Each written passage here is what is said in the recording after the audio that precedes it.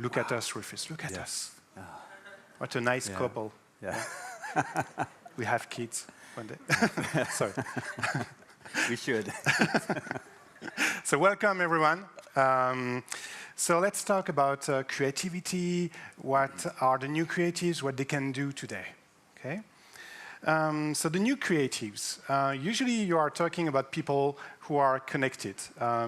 Today, you have to work with several screens, not only to consume your creation, but you can start creating directly on one screen. And there is this interesting concept of transformation. I remember 15 years ago, we used to be an expert on one field, like I only do print design, for instance. But today, a lot of new creatives are trying a lot of different creative fields. And there is this other concept that I really like, which is sharing. Yes, and for sharing at Adobe, we acquired a platform called Behance. And I think this was a very, very important acquisition for the whole creative ecosystem. Behance is a platform with over 2.5 million creatives putting their work online, showing off and presenting it to their potential customers or co-workers.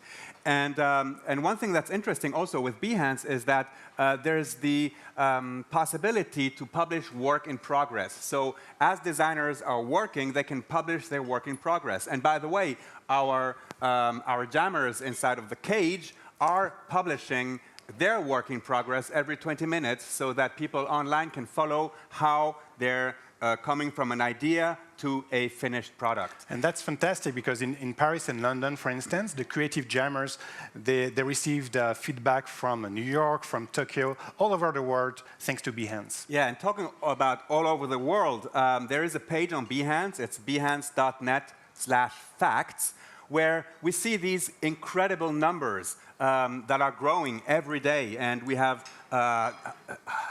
tens of thousands of posts, and there's even a hit parade of most appreciated countries.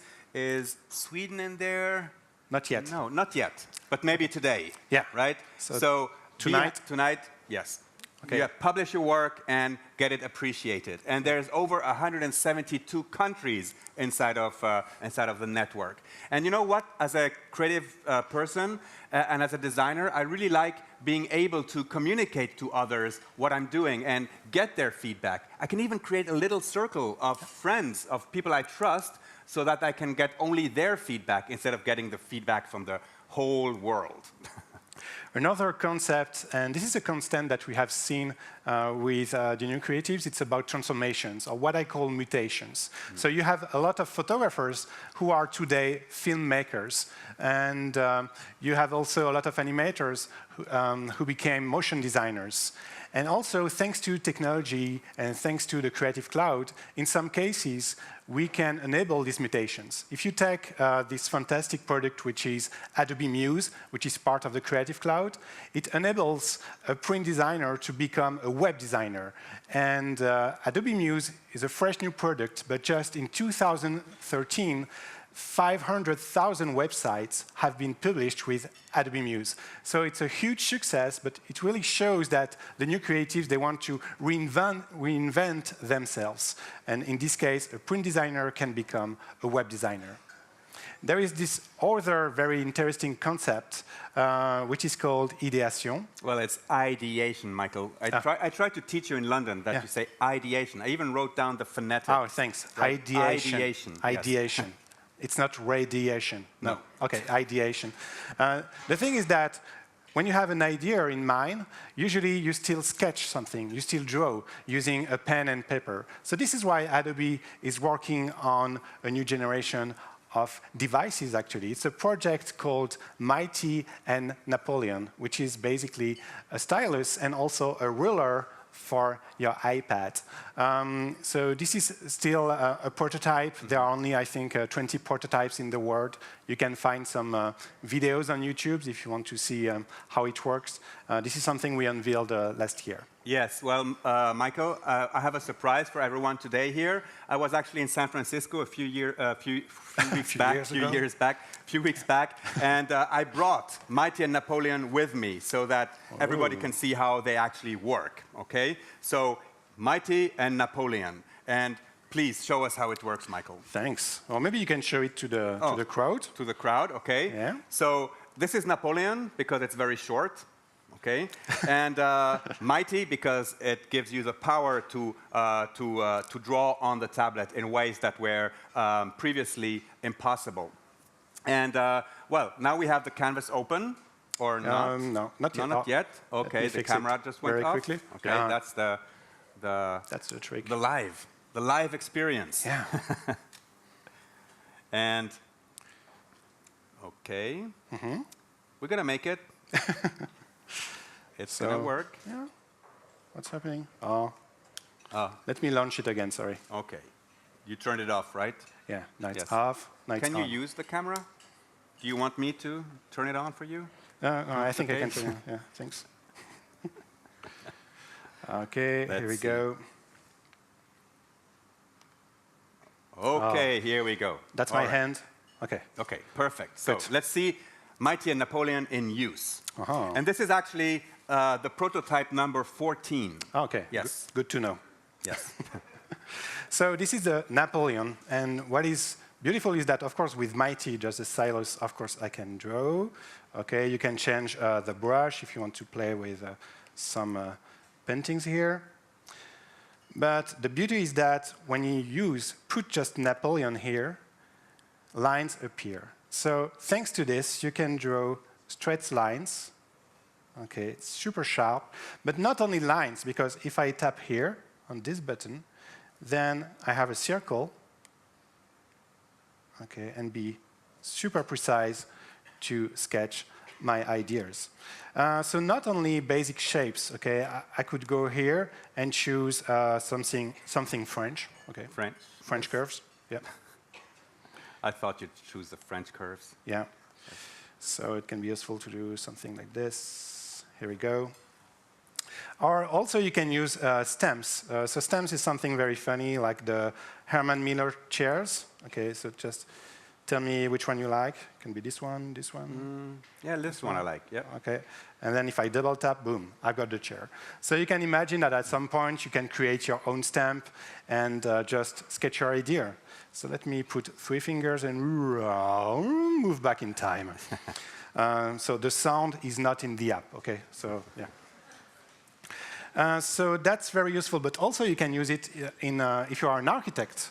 So let me put some 3D perspective here. Oh, Very come hard on. to see. Okay. Oh, The it's camera- tired today. The camera is tired today. Oh, sorry for this. Let me try Let's again. restart that. And it looks Okay. very tired. Oh, it's too bad. It's the technology goblins here. Are there goblins in Sweden? What are they No. called? No, they're called what? Trolls. Trolls? Yeah, it's the trolls. Okay, that's weird. Okay, let me just do one more test, and otherwise I will show you directly the result. Okay. Here we go. Okay, one last. Oh, okay, here we go. Okay. Okay, so that's the perspective.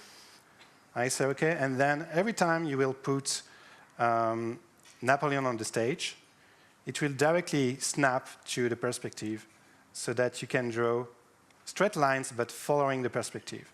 So why is it useful?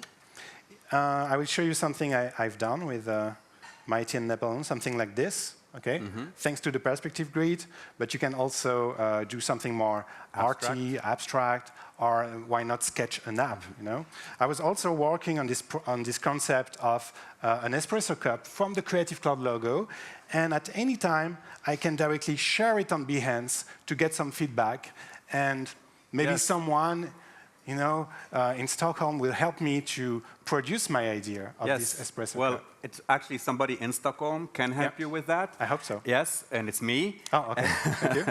And basically what I did, Michael, is take your drawing, which is not the typical Creative Cloud logo, and redesigned it in Illustrator and brought it into Photoshop. Okay, because in Photoshop, what I can then do is import the illustrated drawing, which I did here as a smart object, and under 3D, what I'm going to do is create a new extrusion from that object. Therefore, creating a 3D object, which I can then transform. If I double-click on it, I can then take the object itself, taking the shape here. I can decide the depth, if I want a mug or an espresso cup in your case. Yeah, it's something more like that. Yeah.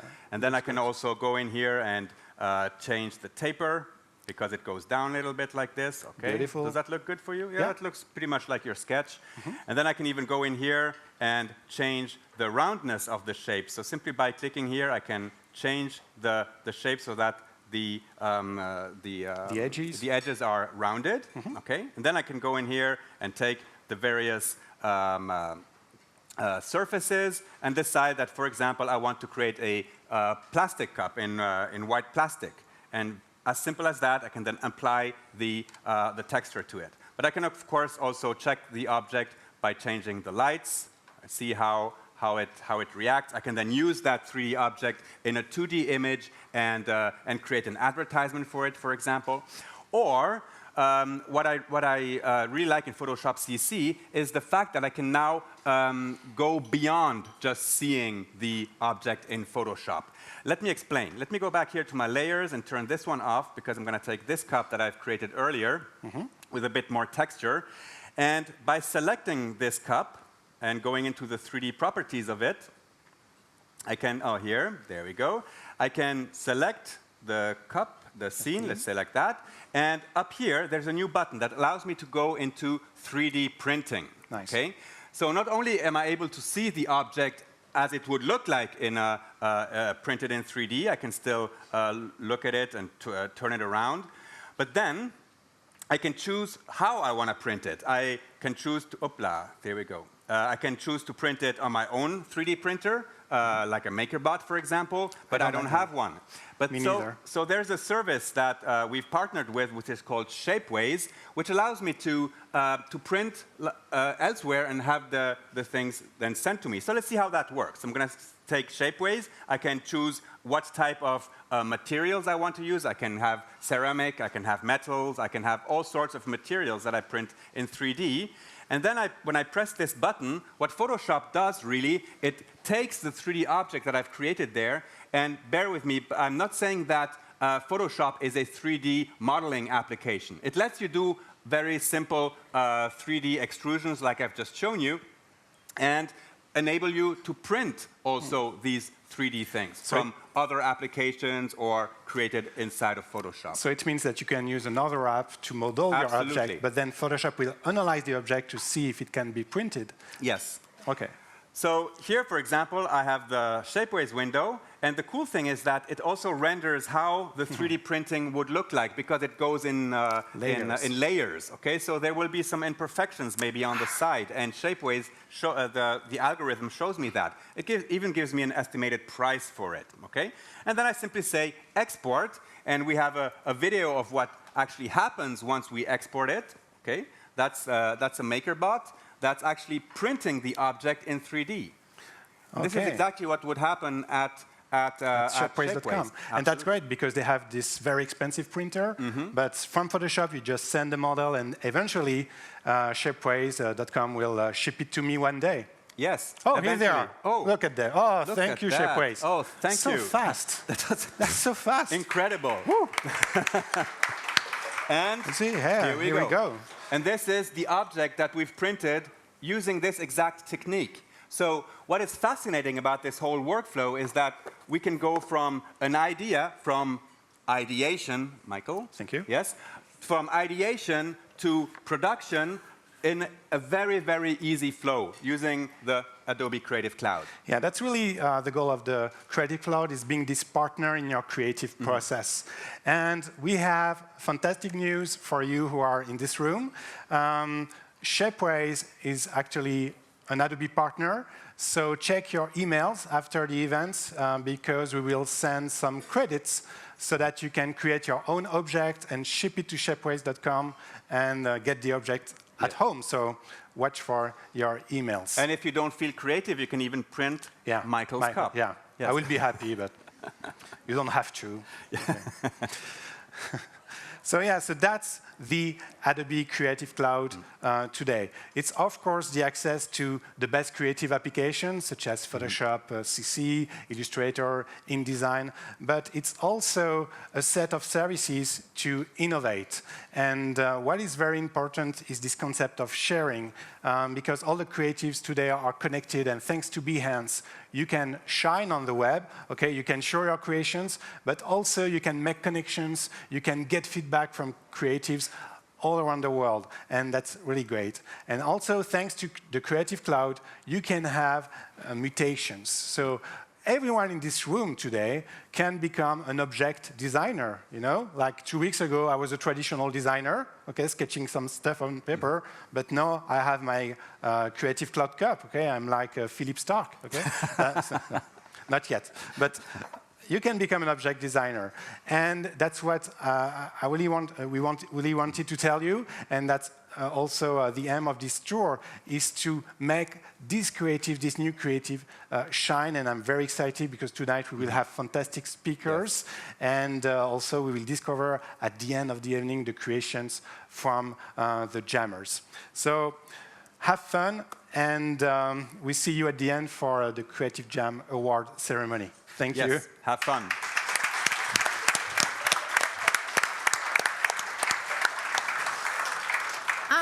You want to have coffee? Yes. Yeah, it's nice. It's nice and smooth.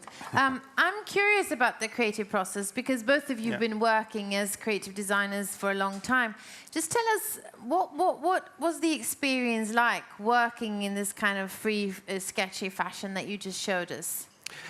So the sketch on the iPad, even with the prototype, is super fun and very natural, especially drawing lines. You think that it's not that useful, but once you draw one line, okay, you are in love with Napoleon. And then what I really enjoyed also becoming an object designer is that you have new challenges. Such as when I was designing the cup, I remember I was like, okay, I will pour some hot coffee here, but I don't want to be burnt, you know, my fingers. So that's why there are two areas. So this one will be cold. You can put 1 spoon, some sugar, you know, then you hold the cup. So you have to face new challenges and find new answers. So yeah, that's And for you, how do the new tools change your creative process? Well, I'm a print designer. That's what my background is.